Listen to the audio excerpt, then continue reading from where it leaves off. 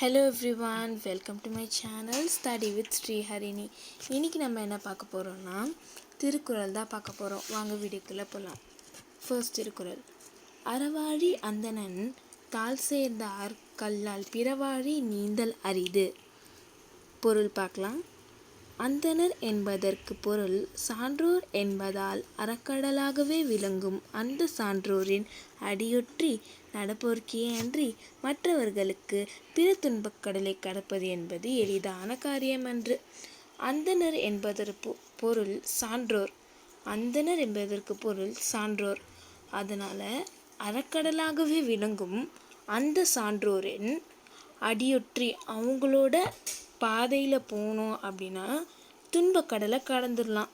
ஆனால் நம்மளுக்குன்னு தனி இடத்த எடுத்து போனோம்னா துன்பக்கடலை கடப்பது என்பது கஷ்டமான காரியம் சொல்கிறாங்க.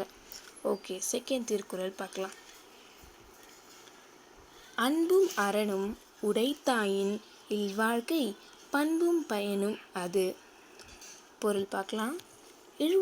இல்வாழ்க்கை பண்புடையதாகவும் பயனுடையதாகவும் விளங்குவதற்கு அன்பான உள்ளமும் அதையொட்டிய நல்ல செயல்களும் தேவை. இல்வாழ்க்கைனா மேரேஜ் லைஃப். அது பண்பாகவும் பயனுடையதாகவும் விளங்குவதற்கு ஆவதற்கு அன்பான உள்ளமும் அதையொட்டினா அதோட அப்படின்னு அர்த்தம். அன்பான உள்ளமும் அதோட நல்ல செயல்களும் தேவை.